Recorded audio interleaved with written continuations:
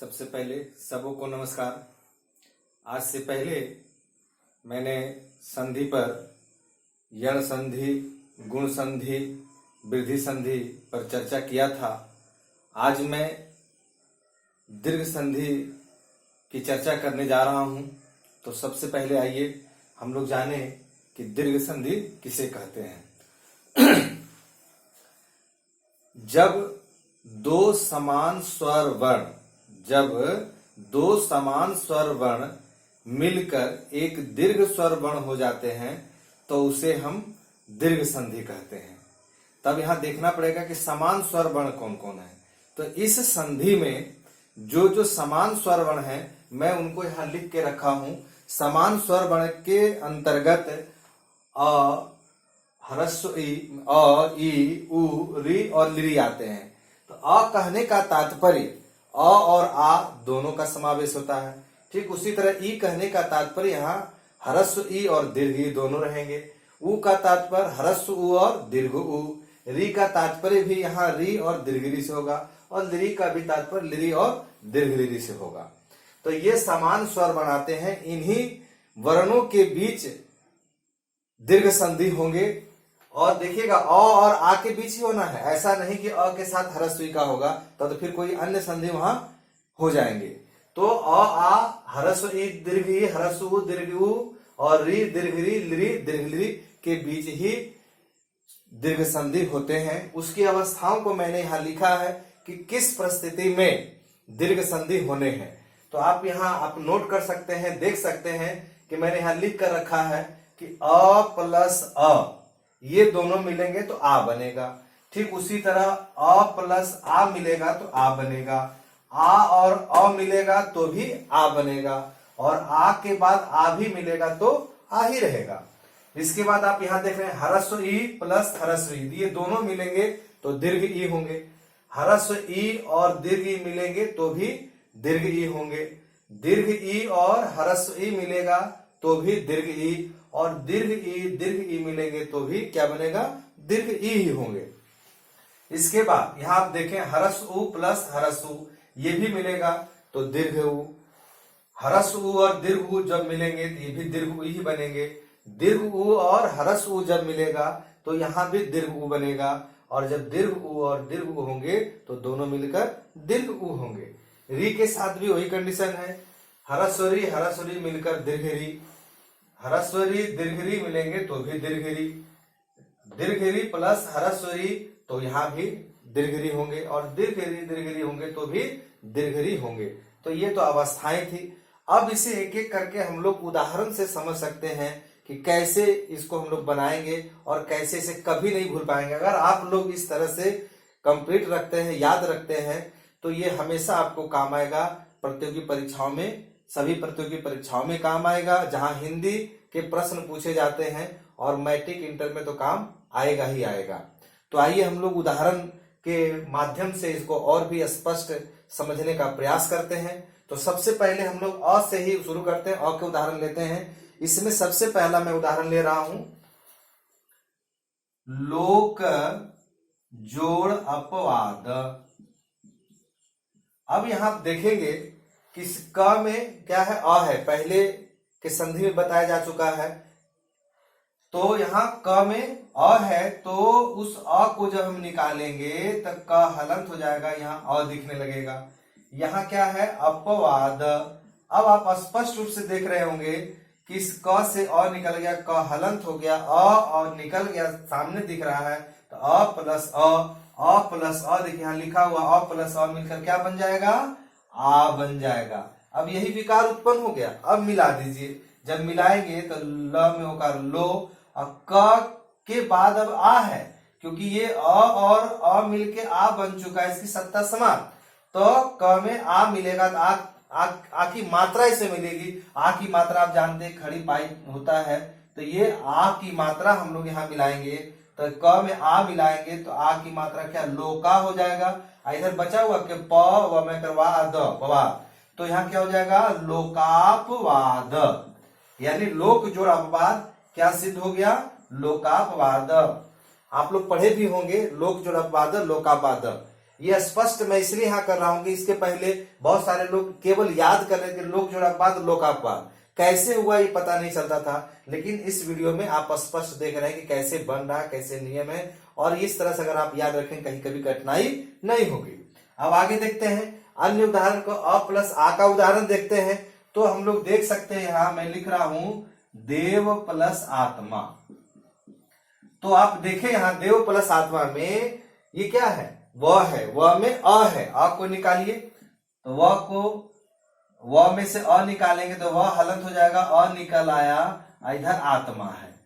तब दिख रहा है स्पष्ट कि अ और आ है सामने, तो अ और आ मिलकर भी क्या बनेगा, अभी मैंने बताया यहाँ लिखा हुआ भी है आ बनेगा, तो आ हो गया। अब मिलाएंगे तो दे, वह में आकार की मात्रा वा, आधा त, अब म में आकर मां, त मां संयुक्त हो गया तो क्या हो गया, देव जोड़ आत्मा बराबर देवात्मा हो गया। इसके बाद आ प्लस अ का भी उदाहरण देखेंगे, मैं इसे मिटा रहा हूं पहले।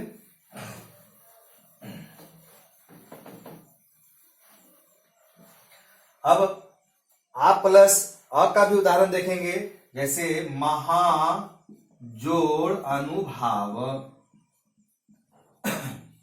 महाजोड़ अनुभाव, हा अंत में यहाँ क्या है, पहले खंड के अंतिम वर्ण में हा है, हा मतलब इसमें आ लगा हुआ, आ को निकाल लेंगे, आ को जब निकालेंगे तो ह हलंत हो जाएगा, आ आया, अब इधर हो गया अनुभाव, तो महाजोड़ अनुभाव, आ निकला अ है, तो आ और अ मिलके क्या बन जाएगा, आ बन जाएगा। इसे भी हम मिला देंगे तो म, ह में आकार की मात्रा हा, इधर नु, भाव, तो क्या हो गया, महाजोड़ अनुभाव बराबर महानुभाव।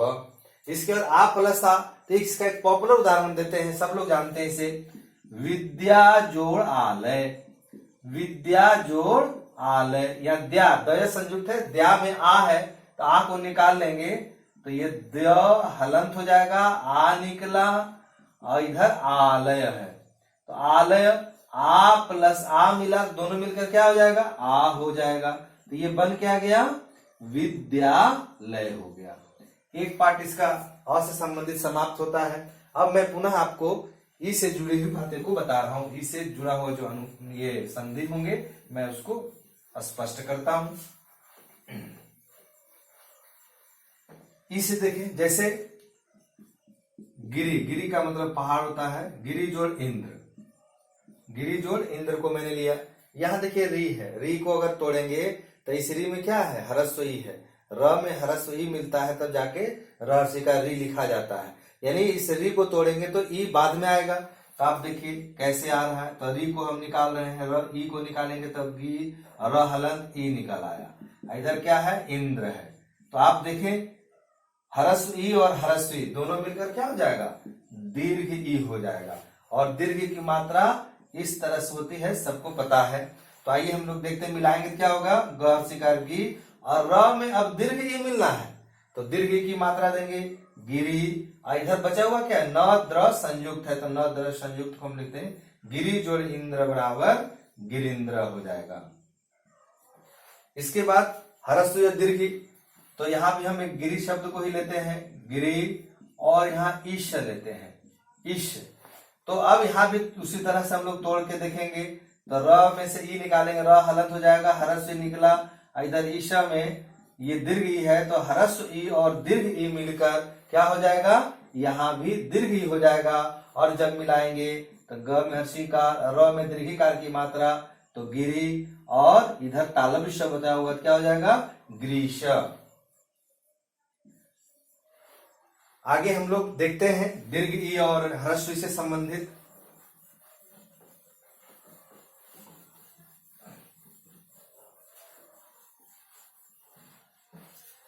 मही लेते हैं, मही का मतलब धरा होता है, मही जोड़ इंद्र, मही जोड़ इंद्र। यहां ह में दीर्घिकार है, तो अगर दीर्घ ई निकालेंगे तो ह हलंत हो जाएगा, और यहां निकल कर आएगा दीर्घ ई, और यहाँ क्या है, इंद्र है। अब देखिए दीर्घ ई और ह्रस्व ई मिला, तो ये दोनों मिलकर भी क्या हो जाएगा, दीर्घ ई हो जाएगा, और जब मिलाएंगे तो म, ह में दीर्घिकार की मात्रा मही, और न द्र संयुक्त महिंद्र हो जाएगा। मही जोड़ इंद्र बराबर महिंद्र। इसी तरह दीर्घ ई दीर्घ का आप देख सकते हैं मही जोड़ ईश। तो मही में हमें क्या है दीर्घ ई है, इसको भी आप तोड़कर निकालिए, तोड़कर निकालेंगे तो दीर्घ ई निकला और इधर दीर्घ ई, तो दोनों मिलाकर क्या होगा दीर्घ ई और दीर्घ ई। ये तोड़कर इसलिए मैं निकाल रहा हूं ताकि आप स्पष्ट देखें कि हाँ वाकई में दीर्घ ई है, क्योंकि दीर्घ ई की मात्रा है तो दीर्घ ही है। तो दीर्घ ई को मैंने निकाल दिया, हाँ हलंत हो गया, तो दीर्घ ई मिलकर क्या हो गया दीर्घ ई हो गया। अब इसको मिलाएंगे तो म ह में दीर्घिकार की मात्रा, इधर तालब श महिष, मही जोड़ ईश बराबर महिष। तो इससे जुड़ा हुआ भी ये आपने संधि देखा। अब उ और दीर्घ उ से जुड़े हुए संधि को आप देखें।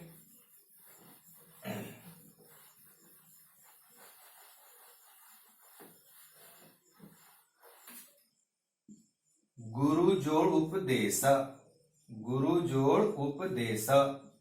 यहां देखिए एक विशेष शब्द आया र हसु का रू और र में ध्रुव का रू, र में हसु का रू और र में ध्रुव का रू।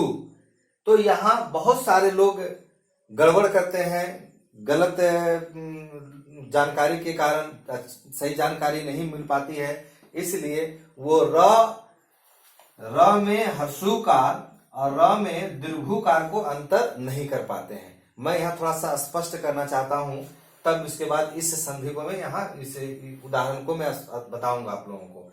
जैसे आप देखते हैं ये हरसु है और ये दीर्घु है, तो हरसु की मात्रा ऐसे होती है, दीर्घु की मात्रा ऐसे होती है।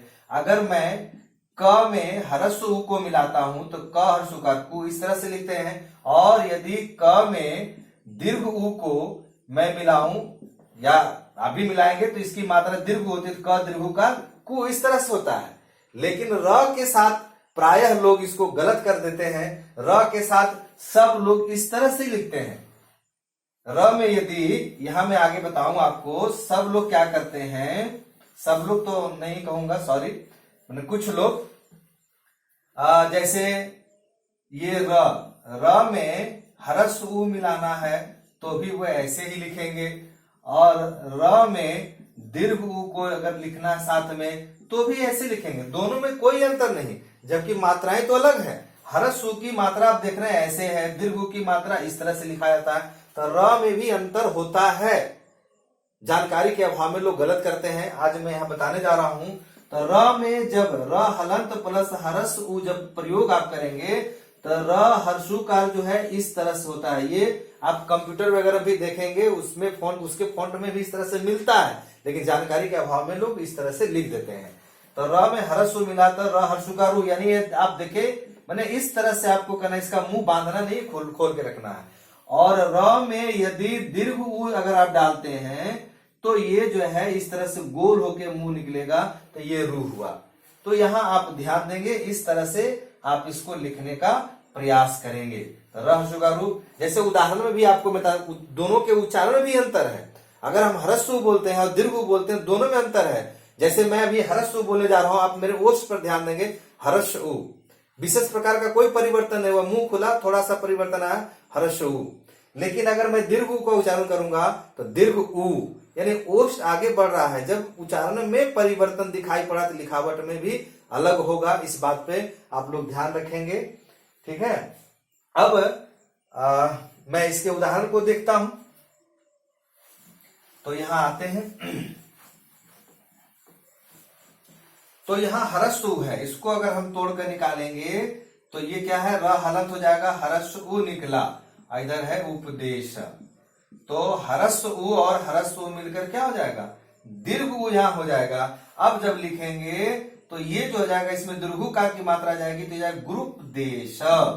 यहां देखिए उच्चारण में परिवर्तन है, गुरुपदेश, क्योंकि उ मिल गया, मिलकर दीर्घ उ बना, र में दीर्घ की मात्रा गुरु, इधर पदेश, गुरुपदेश हो गया।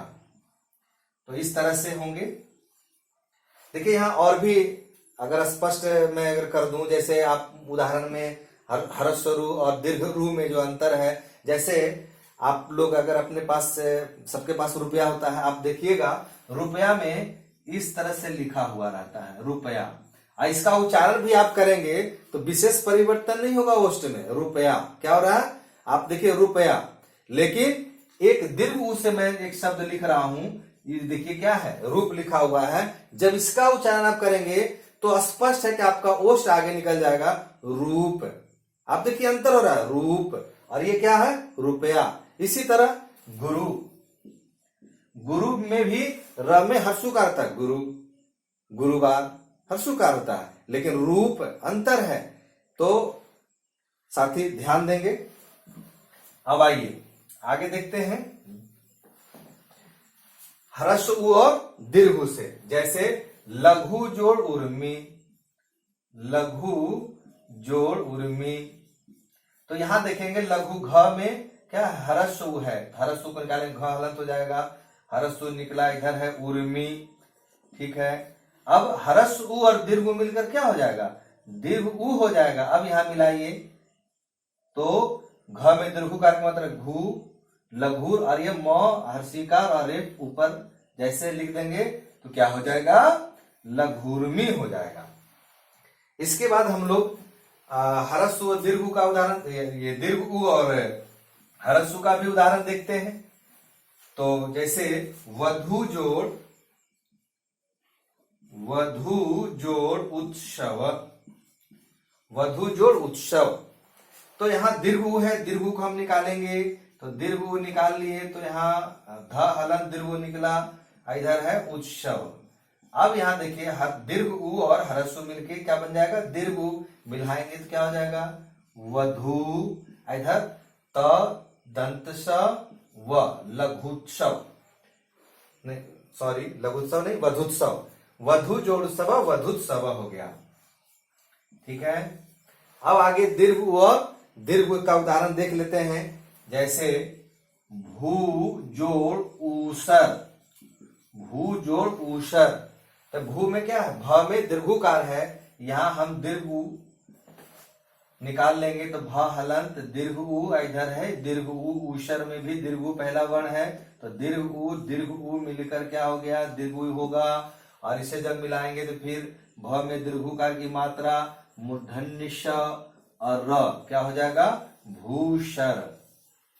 तो ह्रस्व और दीर्घ उ से संबंधित भी आपने उदाहरण देखा। अब री से संबंधित उदाहरण देखिए। री में दीर्घ तो बनता है, लेकिन दीर्घ से संबंधित उदाहरण बहुत कम मिलते हैं, नहीं के बराबर है। तो जो उपलब्ध है मैं उसे आपको स्पष्ट कर रहा हूं। जैसे पितृजोड़ रीनम, पितृजोड़ रीनम नहीं, रीण लीजिए हिंदी, पितृजोड़ रीण। तो यहाँ पितृ में क्या है, ह्रस्वरी है, क्योंकि दीर्घ रहेगा तो दीर्घ में डबल मात्रा होता है, ह्रस्वी है, इसे हम निकाल लेते हैं। ह्रस्वरी को निकाले, इधर भी ह्रस्वरी है, तो री और री मिलकर क्या हो जाता है, दीर्घ हो जाता है, इसमें मात्राएं डबल हो जाती है, दीर्घ री। अब इसको जब मिलाएंगे पी और त में दीर्घिकार की मात्रा लेंगे, दीर्घिकार री, दीर्घ री की मात्रा डबल हो जाता है, और आप देखेंगे री की जो मात्रा होती है वो सिंगल इस तरह से री होता है। तो ये दीर्घ री हो गया, तो मिलाएंगे तो यहाँ दीर्घ री की मात्रा पितृण, क्या हो जाएगा, पितृण, पितृजोड़ ऋण बराबर पितृण, ठीक है। अब एक और उदाहरण इस यहाँ देते हैं आपको, मातृजोड़ ऋण, मातृजोड़ ऋण। यहां भी उसी तरह, यहां भी मातृ में क्या है, री को निकाल लेंगे तो री निकल आया, इधर क्या है, ऋण है।